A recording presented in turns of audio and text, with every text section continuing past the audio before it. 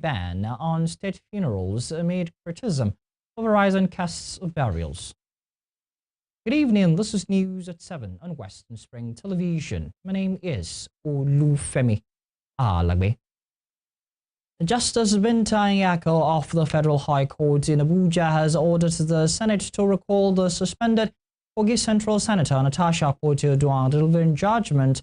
Justice Nyako described as excessive the 6-month suspension that was imposed on the lawmaker by the Senate. The judge faulted the provision in Chapter 8 of the Senate's standing rules, as well as Section 14 of the Legislative House's Powers and Privileges Act, declaring both to be overreaching. The court also held that Senate President Godswill Akpabio was not wrong to have denied Senator Natasha, who was not in the official seat that was allotted to her, the opportunity to speak during plenary. Meanwhile, the court asked her to apologize to the Senate's Justice. Nwako added that the two pieces of legislation failed to specify the maximum period that a serving lawmaker could be suspended from office. According to the court, since lawmakers have a total of 118 days to sit in every legislative cycle, the 6-month suspension handed to Senator Akpoti-Oduah was equivalent to pushing her away from her responsibilities to her constituents for approximately 180 days. Earlier in the ruling, the court imposed a 5 million naira fine on Senator Akpoti-Oduah for violating its order, which barred the parties from making public statements about the subject matter of the suit. Senator Akpoti-Oduah is also facing 2 separate cases of cybercrime and defamation in 2 separate courts in the nation's capital. Now to politics. The Minister of the Federal Capital Territory, Nyesom Wike, has criticized former Transport Minister Rotimi Amechi over his alliance with the opposition coalition to unseat President Bola Tinubu in the 2027 election. Wike faulted Amechi when Vice President Kashim Shettima commissioned the rehabilitated Aguma Palace Road and the New Market Road in the Gwangwalada area council of the nation's capital on Friday. A day before Amechi, a one-time All Progressives Congress presidential aspirant, expressed interest in running again for the Asrock top job on the African Democratic Congress ADC platform and registered his willingness to run for one term of 4 years. Amechi also stated that Tinubu has mismanaged the economy and that the administration of former President Muhammadu Buhari has surpassed the incumbent's achievements so far. In a direct response to Amechi's aspiration, Wike challenged the former minister and his friends in the ADC coalition to show their scorecards. I never knew that people were so pained that so many things are going on very well in FCT. Until last night, when I was watching Politics Today, I saw one of the presidential aspirants of coalition party that the wives and industrialists so pained to the fact that they are angry that Mr. President, Mr. Vice President, the Senate President, the Speaker, the Secretary to Government of the Federation are coming to commission projects. Yet they say Nigerians are angry. What other people, are you angry? No! As you depend on, you go to sweet us. As you sweet us, you go to depend on. Now, it is important to ask you this question. So I will hear from the Nigerians. What other people, are you angry? No! Okay. I will be in Politics Today by 7 o'clock. By 7 p.m., I will be there today.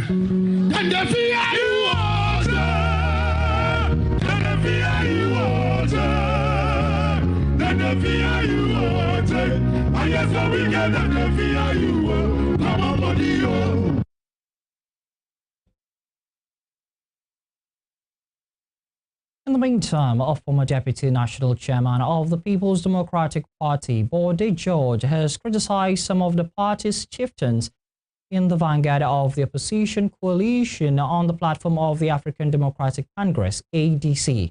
The PDP chieftain warned Atiku and some other members of the PDP who have not renounced their membership of the PDP despite being members of the ADC coalition that they cannot serve two masters. He accused the ADC chairman, David Mag, and former Vice President Atiku Abubakar of being some of the architects of the crisis that rocked the PDP. George said the ADC coalition cannot become a solid opposition platform as a PDP because, according to him, the coalition lacked strategy and concept. The PDP chieftain also claimed some of the members of the ADC coalition were part of those who instigated the crisis within the PDP. To talk more on the ongoing coalition movement is a public affairs analyst, Bolaji Olabode. Thanks for joining us on News at 7. Thank you. All right, the issue of coalition ongoing. Let me start this way. How significant, do you think the ongoing coalition movement is in reshaping Nigeria political landscape ahead of the general election in 2027? Once again, thank you for having me. Looking at the question and critically dissecting the political situation of the country, especially the political ferment of the nation, we realize that we need this coalition because thank God the president said in his June 12 address to the National Assembly, talking about how he is unwilling and he will never subscribe to the fact that fact of one party system. But even at that, the opposition themselves must be willing to work harder, and we have seen the result of that through this coalition. Of course, it's a good thing for our democracy because a democracy without a party system or an opposition that is willing and ready to wrestle for power from the ruling party, it's not really a democracy. So therefore, I can say this is a good development. All right, now bringing it to now we have ADC as a coalition. Do you think there are some obstacles and hurdles the coalition party ADC is facing now, and how do you think they can overcome it? Of course, there are so many hurdles they are facing and they will still face. Because one of it is that how will they be able to rally around a candidate that in which they are going to present for the presidential position when the time comes? That's number one. Number two is that their internal affairs. And you must also agree with me that they met people on ground in the ADC. Because looking at the current speech, the position of the man who ran as the ADC presidential candidate in 2023, he was saying that for you to become a leader of this political party, you must have been in this party for 2 years. And how come will you just come around and say you are now the leaders of this party? So definitely they are going to still face internal crises, internal sabotage from here and there. But it now lies on them to be able to manage themselves in order to be able to present themselves as a political party that is willing and ready to wrestle power from the ruling party. You made mention of the internal crisis, and a lot of reports have been coming and saying the 2027 general election is between APC and Nigerians. Do you think ADC is a viable option for Nigerians, considering the current crisis going on? Is it going to end, or is it still going to weaken ADC? Right. The ADC is a coalition. I'm a mathematician, and in our time, we use one of the time, we say collection of like terms. So I see them as a collection of people who are hungry, people who felt that they have been left out of the kitchen cabinet of the president. Sidelined, and people who felt that they cannot even put their house in order, particularly those that are coming from the Labour Party. And also those that are coming from the PDP felt, okay, if we do not have power over this political party anymore, because there is an internal situation around the national secretary with the issue of Wike presenting his own candidates and the party saying these are our own candidates, then we can say this is a collection of those people who are hungry about the situation on ground. And this is their hunger they are projecting to the mouth of the Nigerian citizen. Of course, they are going to try their best. But I do not see them as a viable solution to the problem of this country. Why do I say this? I say this because majority of those in power right now, in that coalition right now, are people who have at one time or the other been at the affairs, who have been able to pilot the affairs of this nation before now. Take a look at Amechi. He has been in power since 1999. Speaker for 8 years, governor for 8 years, minister for 6-7 years, because he needed to renege that position because he was vying for the position of presidency. Talk about David Mark, who is now the interim chairman of the government. He was the Niger State governor in 1984-1985. That is 42 years ago. Now, looking at this, now you can see that many of those people who are positioning themselves as a new breed or people who have the solution to the problem of the country right now are people who had, at one time or the other, had the privilege to rule this country. Talk about Tambuwal. Tambuwal spent 12 years in the House of Assembly, in the House of Representatives, 12 years, before becoming the governor of Sokoto State for another 8 years. Talk about El-Rufai, who was also the Director General of the BPES, Bureau of Public Enterprise, for between 1999 and 2003, before he became the Minister of FCT. Between that, after 4 years, he became the governor of Kaduna for another 8 years. So these people are coming as if they have another new solution to the problem of the country. They have once been able to be in position of power. Adegboshola was commissioner of Lagos State for 8 years, governor of Osun State for 8 years, minister for another 4 years. So where were the solutions before now? Why couldn't they give us the solution before now? Talk about Abubakar Malami, who was also the minister for justice and Adonja for federation for good 8 years. Where were those solutions that they are presenting to us as an alternative to the country's woes right now? So I just see them as a collection of hungered or hungry political actors who feel that they also want to come back into power. Amechi left power not quite long, about 2 years, and he says he's hungry. Hungry about what? And he is celebrating that celebration of his own 60th birthday inside the 300 million building being rented for that occasion. So you can see that this coalition, yes, we need them, but I do not see them presenting or doing anything that is new. I just see them as people that are hungry against Tinubu, who wants to get to the power by all means. All right, if I get your point, you're saying that this coalition actors are old players. Now, bringing it now to youths of nowadays, what do you think youths can do differently ahead of the 2027 election, aside just voting and canvassing? You're a young man. All right, thank you very much. I wasn't surprised yesterday when I saw a message from Aisha Yusufu, who is now also part of the coalition. You know, she's following Peter Obi, definitely, so she has to do that. Who is also part of the coalition and saying the youth are left out. Looking at that coalition, how many of our youths are there right now? But like I said, apart from our youth voting, they must be willing to join political parties. Power is not given a la carte. We must go for it. And that is why I used to say that youth must be willing to also put their head into it. Not just only to vote, but join political parties. After joining political parties, you must also put yourself in the front to say, I want to contest for positions also. These are the only ways in which they can be able to make the necessary change. And even at that, there are ways in which you can also pressurize maybe the government at the center, or even the coalition if you are joining, so that the policy in which they are going to formulate will be the one that is geared or directed towards the needs of the youth, whether in terms of job creation, whether in terms of insecurity of the people. Or let's take a look at the NSAS that happened not quite long. It was the NSAS that brought about the idea of youth confab that is to happen. Now, so therefore, the youth must be willing to also pressurize. They must be willing to do that. Once they are able to achieve that, definitely we can be so sure that their participation will not only be passive, but will be in an active manner. All right, talking about pressure now, how can, youths of nowadays, this is a jet age, we have technology and all that. How can the involvement of social media bring about change in politics? How can youths leverage on social media to get that done? On that, we are not saying something that is new. We saw the election of 2023, in which we saw how Peter Obi was able to win Lagos State and Abuja State. And these are urban areas in which they are informed. Most of the time, we say that people who are voting and people who are the rural areas, people who do ever even listen to radio or even have telephone.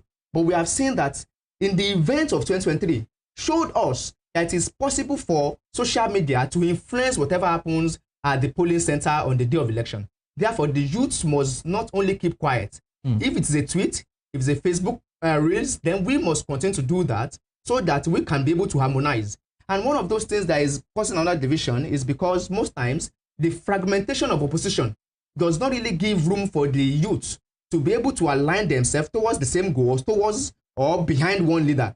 Therefore, they are splitted in between political parties, and therefore their voices at the end of the day are not being heard. Why? Because they have not formed a formidable team in which they can be able to align around one goal and say, yes, we are following it. But we saw that played out in 2023 election, whereby the youth of the country were able to what? In fact, they heated the politics that even people were so jittery to see that is this possible. For the first time in the history of Nigeria, we saw that youth involvement was at the all-time high in that election. So it can happen over and over again. Of course, although the tempo is going down low and low and low right now, but we must re-engineer. We must go back to the drawing table and look for leaders in which we can align with the ideology and follow them strictly, especially when we know that the ideology is in place or is in line, is in tune with the ideas in which we also believe in as an individual. Right, before I let you go, do you think, in your opinion, do you think youths are ready to take over leadership positions in Nigeria? And adding to this, don't you think there are barriers hindering youths from participating in leadership roles in the country? The youths have always been ready. And if we take a look at the history of this nation, maybe even from the time of independence till now, we have always seen an interjection of youths into our political space. The only problem we usually have is that youth must never wait that they are going to be called upon to come and take the reign of power or to come and become how do I put this now? Call upon to just come and be a president or they to come cannot and just be be a governor. called and said, come and sit there. Come and sit there. No, it's not going to. That's not going to happen. But they can put themselves forward. And then looking at your question once again, they can put themselves forward. And once they do that, they also rally around people around them. And then we are going to see the results that we are looking for. If I may answer your question, I'm not sure whether I get that question. Yes, I mean, are there barriers, Okay. so like the platform ticket, the payment before you vie for presidency, the cost and all that? Are there not barriers that hinder youths from participating? The first barrier that I see is the financial aspect. Youths going into political parties and contesting for offices are often discouraged because there is no institutional support and financial support. Because the kind of money that you need to able to go into contesting election is one that is very, very enormous. You can think about somebody contesting for House of Assembly of a state, spending up to 20s of millions of naira. Then a youth that is just coming, or maybe from the university or so, or is looking for a job, where will he get that? So these are one of the things. Another one is disillusionment. And what do I mean by this? Oftentimes, we see that events of the past usually make our youth to become passive. And they feel, okay, if they are saying that election does not count, our vote does not count, then why don't we sit back and just allow them to do it the way they like? So therefore, that's another part of it. And I think it is the media that has a role to play in this, so that they will help us to amplify that the youth must consistently be at the front burner of campaigns and of even putting themselves forward for offices. I think those are the two. Another one, like I said earlier, is about division. Our youths are not really aligned or putting all their strength behind one political actor, and that's giving us a lot of issues. So we are spread, we are divided across party lines and ideologies. So if I get you right, it's very important that we do all we can to ensure that we have one voice. Is that? Exactly. Once again, thank you very much, Bolaji Olabode, for being a part of the show this evening. Thank you very much. All right, moving on, that is Bolaji Olabode. A public affairs analyst. All right, moving on from there, no fewer than 1,686 lives were lost and at least 909 cold and gang-related incidents across Nigeria between January 2020 and March 2025. This according to a new report by the SBM Intelligence. The report intensifies the South-South and Southwest zone as the most affected, with Rivers, Lagos, and other states topping the fatality chart. Data from the report shows that Rivers State recorded the highest number of deaths at 215, followed by Lagos with 197 deaths and Edo with 192 fatalities. The states are long-standing hotspots of gang rivalry involving groups such as Vikings, Icelanders, Greenlanders, Aya, and the Black Axe. The South-South region accounted for over 750 deaths, largely driven by violent confrontations in Rivers, Delta, and Bayelsa states. Also, the Southeast region, particularly a number of states, recorded over 215 deaths, with cult-related killings often linked to separatist tensions and rising Viking and Aye activity. In the north-central zone, Benue State recorded 204 deaths attributed to the activities of Cold Grove's linked scavengers and chain, often operating alongside ongoing communal conflicts. In contrast, the northeast and northwest region experienced significantly lower cold-related activities. In other news, Oyo State Emergency Management Agency has issued a flash flood alert for residents of Ibadan, particularly those living in the Akinyele, Egbeda, and Oluyole local government areas. This was announced by the agency administrative secretary, Ojuolape Busari, in a statement released by the state's Commissioner for Information and Orientation, Dotun Oyelade, in Ibadan, the state capital. On Friday, Busari said the flood early warning system latest weather forecast indicates a heavy rainfall is expected in the affected local government areas. She noted that the agency works hand in hand with the Ministry of Environment and Natural Resources, saying some areas could receive over 100 millimeters of rain in the next 24 hours. The secretary highlighted that the heaviest rainfall is expected northeast of the International Institute of Tropical Agriculture and the airport. Members of the Academic Staff Union of Universities, ASU, University of Jos Branch, have announced the withdrawal of their services due to what they described as the delay in the payment of their June 2025 salary. Chairperson of the branch, Jubra Molwuz, confirmed that the withdrawal would continue until the salary is paid following the agreement reached with the government. As a call to the National Executive Council resolution directing branches to take action with salary when salary is not paid by the third day of a new month, and the Congress affirming the position. The union said its members have abstained from lectures and statutory meetings. The chairperson stated further that any time the salary is not paid by the third day of the month, there would be a continuous withdrawal of services by the lecturers. A total of 16 individuals have been arrested in separate operations across the Federal Capital Territory by the Tactical Squad of the Nigeria Security and Civil Defense Corps for offenses ranging from vandalism and theft of illegal mining.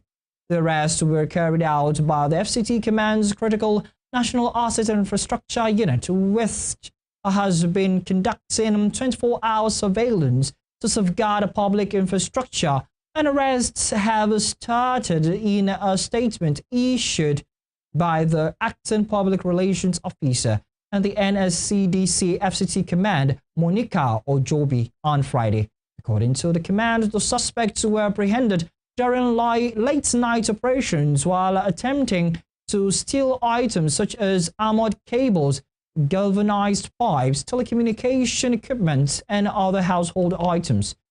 3 suspects were arrested in the central area with stolen items from the National Agricultural Development Fund. You're watching News at 7 on Western Spring Television. Still to come. Senate President Godswill Akpabio says review of 1999 Constitution being embarked upon by National Assembly will guarantee evolution of more just, united, and forward-looking federation. We'll bring you more on this when we return.